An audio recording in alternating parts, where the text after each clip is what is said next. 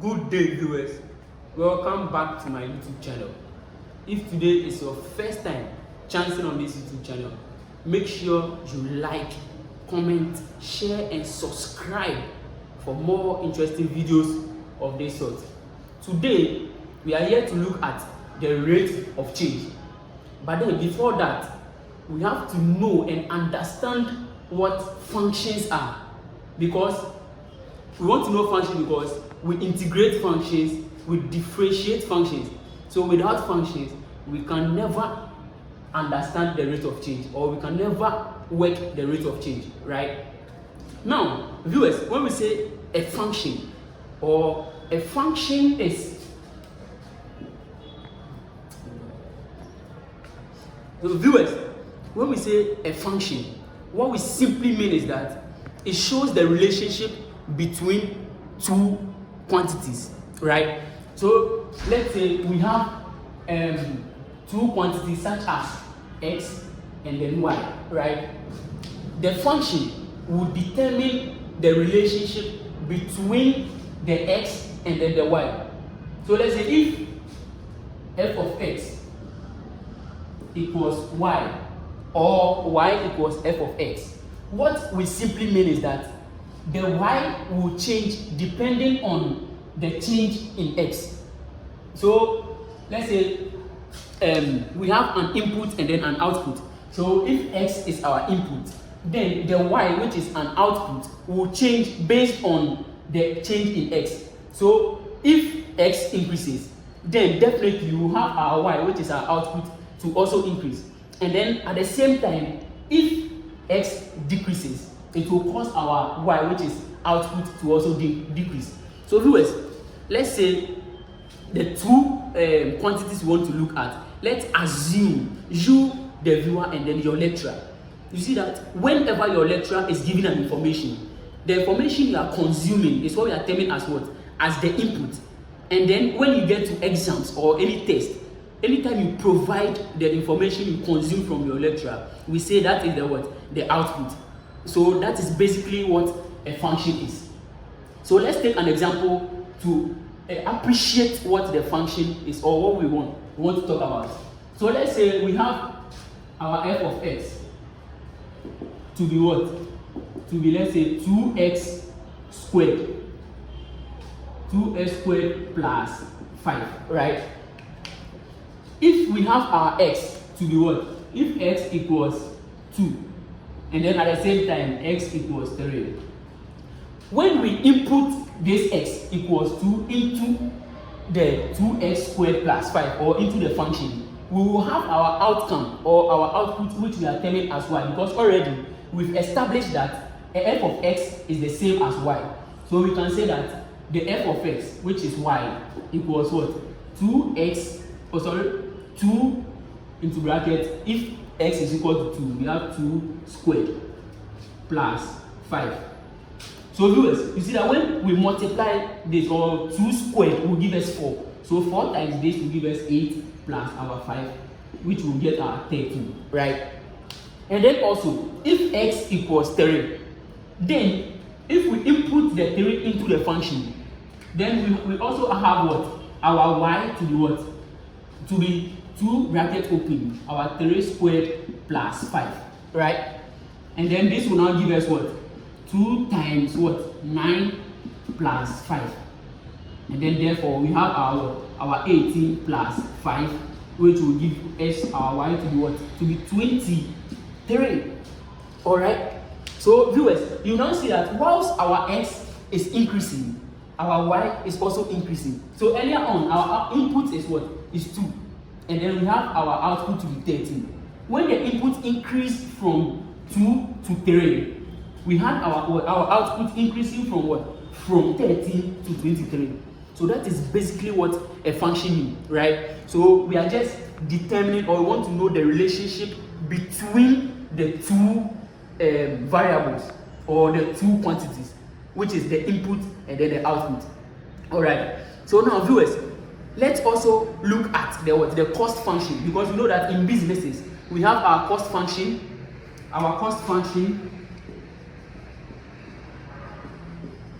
and then also we have our revenue function,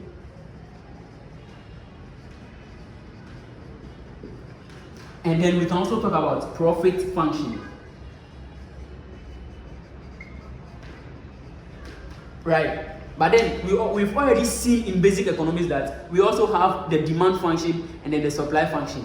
But then for this tutorials, let's consider the three functions in businesses: the cost function, the revenue function, and then also the profit function.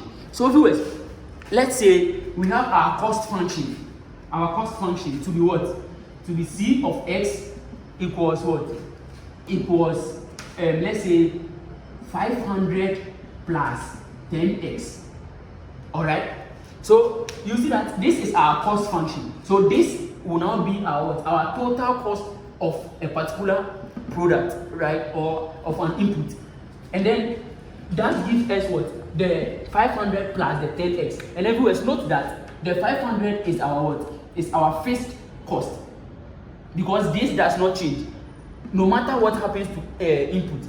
The fixed cost does not change. So we have a cost such as rent and then other costs, right, which are what? Our fixed cost. And then also this will now be our variable cost. So as input changes, the variable cost also changes, which if we add to the fixed cost, we get our total cost, right? So let's say we have our x to be, let's say 5, and then also x will be, let's say 4, right? If our cost function for 5 products produced equals 500 plus 10, and then the x, we know the x to be what? To be 5. We have what? 500 being added to what? To 50. And then we have our cost, or the total cost of producing 5 products to be what? To be 550. All right? And then also, if we reduce our input to be what? To be 4, then we have our cost for the products produced, or the 4 products produced, to be what? To be our 500 plus our 10 bracket open, the x will be what? Will now be 4. So we have our what? Our 500 plus 40, which will now give us what? 540. So our total cost for what? For producing 5 products is giving us what? 550. And then also when we reduce our product to what? To 4, the total cost of producing 4 products is what? Is 540. All right. So that is the what? The cost function. And then also we can look at the revenue function. We can look at the revenue function, which is the what? If we have our what? Our R of X, or the revenue of a product to be, let's say 10x, then this x here represents our sales mix. So if sales increases, that means our revenue will also increase automatically.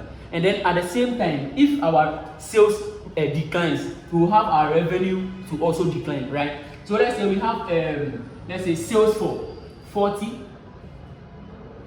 sales for 40 products, and then also sales for, let's say, 30 products, right? So if we have our revenue for 30 products to be what? To be 10 times 30, then our total revenue for selling 30 products will now give us what? 300, right? And then also at the same time, if we increase sales from 30 to 40, then if we have our revenue of the total product of selling 40 products, we have our total revenue to be what? To be 10 times the what? The 40, which will then give us what? 400. All right. So that is basically what the revenue and then the cost function also sees. Now, viewers, we've also seen that we have a profit function, right? We have a profit function over here. So now let's see how the profit function works as well. So now we have profit of a product to be what? We already know that profit is excess revenue over cost. All right. So we have our revenue, which is the revenue minus our cost function, right? So if we have our profit to be what? To be the revenue minus our cost. What this simply means is that the profit of producing X product will give you what? The revenue of that particular product or that particular quantity of product minus that same particular quantity of what? The product. So we have, let's say, if we have our X to be 500, all right, we will have our profit of what? 500 product, or profit of producing 500 product will then give us what? Revenue of what? The 500 product minus the cost of that 500 product. All right, so that is basically what a function is. And then already we've established that we are looking at this function because we only differentiate functions, and then also we integrate functions. So that is the main or the basic reason why we are looking at functions before we even dive deeper into whatever we want to look at. All right. So viewers, now that we've understood the whole concept of function, or the whole function concept, then we will base on this in order to understand the difference quotient, the derivative, and then also integration and differentiation. So make sure you understand this whole concept, or you watch to the end. So if there is anything you don't understand, you comment it at the comment section so that I will come and then what? Address those situations, right? So based on this, we will now end here, and then in our next video we will look at the difference quotient. So viewers, since we are ending this, I need you to stay tuned and then watch this to the end. And then by staying tuned, that means you've commented on the video, and then as well as sharing it to your friends so that they also benefit. Yeah, don't be greedy, right? Share to your friends so that they will also benefit, and then subscribe to the channel for the subsequent videos. And then don't forget to turn on post notification. Bye.